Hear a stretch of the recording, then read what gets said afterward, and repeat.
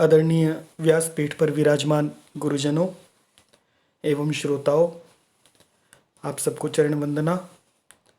श्री रामचरितमानस के बालकांड के क्रम में हमने मंगलाचरण किया, राम नाम को जाना, उसके गुणों को जाना, उसके प्रभाव को जाना। अब राम जी के प्रभाव और राम कथा के प्रभाव दोनों के बारे में हम जान रहे हैं। तो इस क्रम में जागबलिक जो कथा सुहाई, मुनि याज्ञवल्क्य जी ने जो सुहाई मतलब सुहावनी कथा भरद्वाज मुनि बर ही सुनाई, भरद्वाज मुनि श्रेष्ठ को सुनाई थी। तो कृपया नोट कर लीजिए।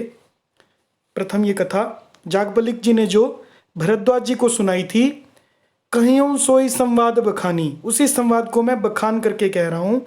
सुनहु सकल सज्जन सुख मानी, सभी सज्जन लोग सुख का अनुभव करते हुए उसे सुने।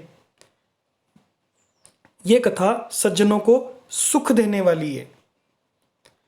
शंभु कीन ये चरित सुहावा, शिवजी ने पहले इस सुहावने चरित्र को रचा। शंभु कीन, शंभु ने किया, ये चरित सुहावा, इस सुहावने चरित्र को रचा। बहुरी कृपा करी उम ही सुनावा, और बहुत कृपा करके उमा को सुनाया, पार्वती जी को सुनाया। तो शंभु जी ने माता पार्वती को सुनाया। सोई शिव काक बुसुंडी ही दीना, वही श्री राम कथा का चरित्र शिव जी ने काक बुसुंडी जी को दिया। अब शिव जी ने रचना की और उन्होंने पहले पार्वती जी को सुनाया, फिर शिव जी ने काक बुसुंडी जी को दिया। राम भगत अधिकारी चीना, राग राम भगत के भक्ति के अधिकारी मानकर, पहचान कर, चिन्ह, उनके चिन्ह पहचान कर शंभु जी ने काक बुसुंडी जी को दिया। तेहि सन जाग बलिक पुनि पावा, उन काक बुसुंडी जी से फिर याज्ञवल्क्य जी ने पाया। जो सबसे पहले बात की थी कि याज्ञवल्क्य जी ने भरद्वाज जी को जो कथा सुनाई थी, वो कथा हमें सुनाई जा रही है, उसे तुलसीदास जी ने लिखा है। लेकिन रचना कहाँ से हुई? शिव जी ने रचना की, पार्वती माता को सुनाया, शिव जी ने काक बुसुंडी जी को सुनाई, काक बुसुंडी जी ने तेईसन जागबलिक पुनि पावा, उनसे फिर जागबलिक जी ने पुनि मतलब उसके बाद पाया, इस कथा को पाया। तीन पुनि भरद्वाज प्रति गावा, फिर उन्होंने आगे भरद्वाज ऋषि जी को सुनाया। याज्ञवल्क्य मुनि ने भरद्वाज जी को सुनाया। ते श्रोता वक्ता समशीला, ये दोनों जो श्रोता और वक्ता हैं, ये एक समान शील वाले हैं, एक समान आदर्शों का पालन करने वाले हैं।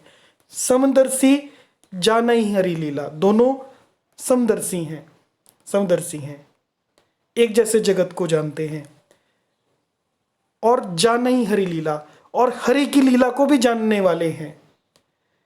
ये बड़ी ऊंची स्थिति है। ये जो दो गुणों की बात की, समशील और समदर्शी, कृपया इस पर विचार करें, बहुत लंबा विषय है, आप इस पर विचार करें।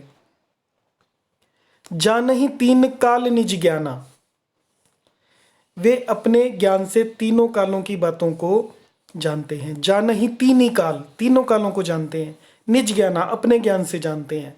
करतलगत आमलक समाना, इस तरह से जानते हैं भूतकाल, भविष्यकाल, वर्तमान काल को। जैसे करतल, हथेली पर, आमलक, आंवला के समान, आंवला रखा हो जैसे हथेली पर, इस प्रकार से वो भूत, भविष्य और वर्तमान को देख सकते हैं। ये किसके बारे में बात हो रही है? जो समदर्शी हैं और जो समशील हैं, जो श्रोता वक्ता हैं, याज्ञवल्क्य जी और भरद्वाज जी की बात हो रही है। और जय हरि भगत सुजाना, और भी जो सुजान हरि भगत हैं, कहीं सुनई समझई विधि नाना, जो कहते हैं, सुनते हैं और समझते हैं। तीन कार्य आए, कथा को कहना, सुनना और समझना। विधि नाना मतलब अनेक प्रकार से इस चरित्र को कहते, सुनते और समझते हैं। मैं पुनि निज गुरु सुन सुनी, सन सुनी, मैं पुनि निज गुरु सन सुनी, फिर मैंने अपने गुरु से सुनी।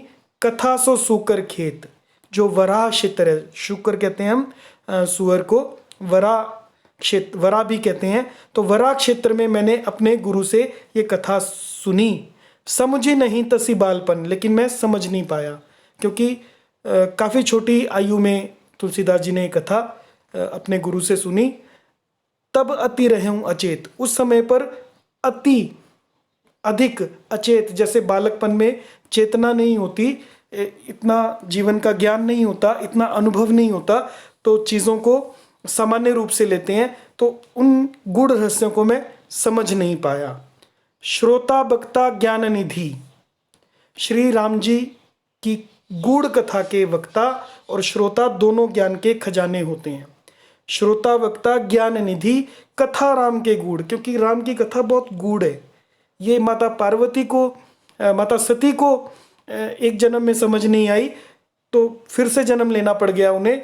जो जनक जननी भवानी को समझ में नहीं आई, हम इतनी आसानी से उसके रहस्य को नहीं समझ सकते। श्रोता वक्ता ज्ञान निधि, किमी समझो मैं जीव जड़, तो मैं तो एक जड़ जीव हूँ, कलिमल ग्रसित विमूढ़, जो कली के मल से ग्रसित और विमूढ़ मतलब मूर्ख हूँ।